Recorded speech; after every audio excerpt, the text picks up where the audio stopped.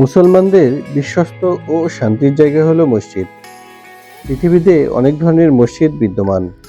মুসলমানদের দিনে ৫ বার যেতে হয় সালাত আদায়ের জন্য।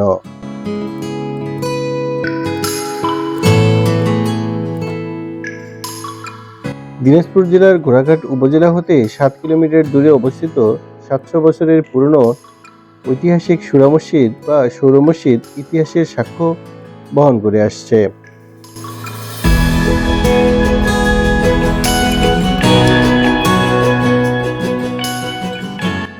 মসজিদের নির্মাণশৈলী দেখে ধারণা করা হয় এটি মুঘল আমলের ১৬শ শতাব্দীতে নির্মাণ করা হয়েছে। মসজিদের গায়ে টেরাকোটায় খচিত নকশাগুলো মসজিদের সৌন্দর্য আরও বৃদ্ধি করেছে।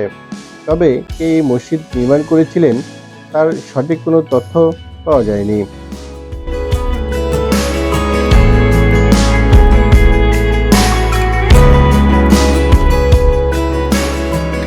মসজিদটি এতটাই মজবুত করে তৈরি করা যে কোনো দুর্যোগ মোকাবেলা করতে প্রস্তুত।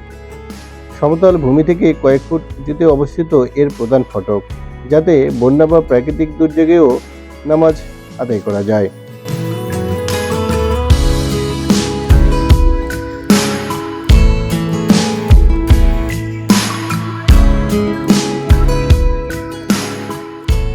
মসজিদের ভেতরে মেহবারটি মূল্যবান পাথরের তৈরি। এর নকশাগুলো এতটাই নিখুঁত যা আপনাকে বিস্মিত করে তুলবে, এবং এর দরজাগুলোতে পাথরের চৌখাট ব্যবহার করা হয়েছে।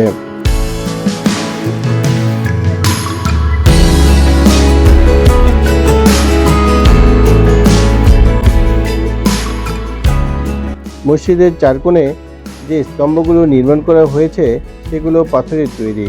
তাতে খচিত নকশা এর সৌন্দর্য আরও দ্বিগুণ হারে বৃদ্ধি করেছে।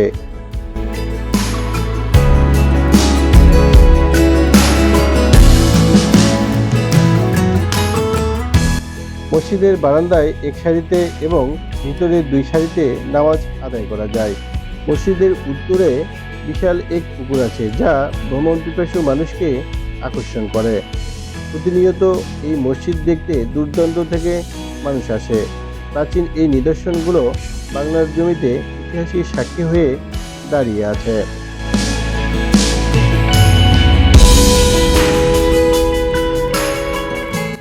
বাংলার জমিনে দাঁড়িয়ে থাকা ১৬শ শতকের ঐতিহাসিক নিদর্শন ঘোড়াঘাট উপজেলার এই সুরা মসজিদ।